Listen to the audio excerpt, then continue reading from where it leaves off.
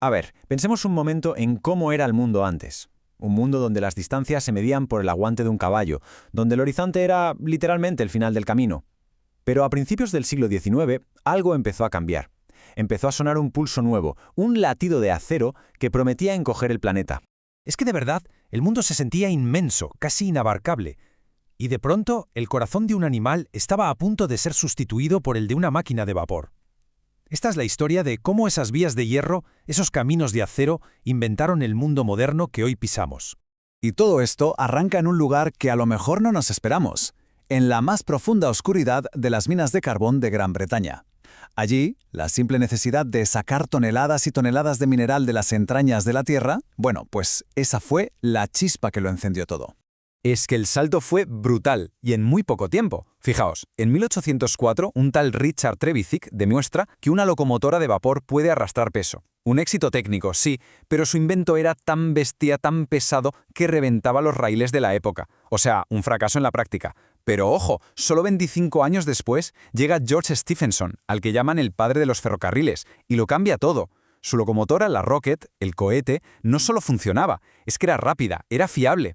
Arrasó en las pruebas de Reinhill y abrió la puerta a la primera línea de ferrocarril entre ciudades del mundo, la de Liverpool a Manchester. Y esta cifra lo dice todo: 46 kilómetros por hora. A ver, hoy nos parece una velocidad de risa, pero en 1829 era algo aterrador, una velocidad que nadie podía ni imaginar. Era la prueba definitiva de que la humanidad, por primera vez, iba más rápido que cualquier animal. El pulso de acero había llegado, y vaya si lo hizo, para quedarse. Y claro, lo que había empezado como una solución muy local para unas minas en Inglaterra, de repente se convirtió en el motor de los imperios, la herramienta con la que se iban a dibujar fronteras y a conectar civilizaciones que antes estaban a mundos de distancia. Es que el ferrocarril, literalmente, rehizo los mapas. En Estados Unidos, en 1869, el transcontinental unió el Atlántico con el Pacífico. Aquello fue unir un país entero y, de paso, sellar el destino de la famosa frontera salvaje. Y en Europa, pues 3/4 de lo mismo. Las redes de trenes fueron como las arterias que permitieron que países como Alemania o Italia se unificaran. Y no solo para el comercio, que fue masivo, sino también para algo crucial: mover ejércitos a una velocidad nunca vista. Pero es que su impacto fue mucho más allá de la geografía. A ver, esto suena a locura hoy, pero antes del tren, cada pueblo y cada ciudad tenía su propia hora, la que marcaba el sol. Madrid tenía una hora y Valladolid, que está al lado, tenía otra distinta. ¿Qué pasaba? Que para coordinar los horarios de los trenes y, sobre todo, para evitar que chocaran, las compañías ferroviarias impusieron la hora estándar y los usos horarios. Así que el ferrocarril no solo conquistó el espacio, es que de hecho inventó nuestra forma de entender el tiempo. Y con el apogeo del ferrocarril llegó una dualidad, fascinante y terrible a la vez. Por un lado, fue la época del máximo lujo, del romance del viaje. Pero por otro, esas mismas vías de acero se iban a convertir en la columna vertebral de la destrucción, a una escala que el mundo jamás había conocido. A principios del siglo XX, el tren era el rey absoluto. Nombres como el Orient Express es que evocan un mundo entero de aventura, de elegancia, de misterio.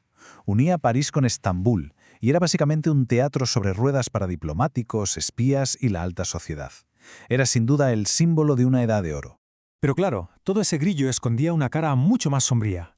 El mismo acero que transportaba champán y caviar muy pronto se usaría para llevar a millones de personas hacia los frentes de batalla y, bueno, hacia los capítulos más negros de nuestra historia. El ferrocarril pasó a ser la herramienta logística fundamental de la guerra moderna. Fue la espina dorsal de la Primera Guerra Mundial, moviendo sin parar tropas y artillería, alimentando el horror de las trincheras. Y, de la forma más trágica posible, jugó un papel central y terrible en la logística de transporte del Holocausto. La misma tecnología que había unido al mundo también ayudó a destrozarlo. Después de la Segunda Guerra Mundial, el ferrocarril parecía condenado. Había nuevos rivales, mucho más modernos y atractivos. Parecía que su historia llegaba a su fin. Pero si algo nos ha enseñado el tren, es que es un experto en reinventarse, y estaba a punto de volver a hacerlo de una forma espectacular. De repente, el tren era el abuelo de la familia. Lento, ruidoso, anticuado. Los nuevos chicos del barrio eran el coche, que prometía libertad, ir a donde quisieras, cuando quisieras, y el avión, el símbolo máximo de la velocidad y el futuro. Por todo el mundo se empezaron a abandonar miles y miles de kilómetros de vías, que simplemente se quedaron ahí, oxidándose. Pero entonces llegó este año, 1964. En Japón, algo nuevo empezó a cruzar el paisaje a una velocidad que le plantaba cara al avión en distancias medias. Era el Shinkansen, el tren bala. Y de golpe demostró que el ferrocarril no solo no estaba muerto, sino que podía de nuevo ser el futuro. Japón abrió la veda. Y Europa, claro, no se quedó atrás.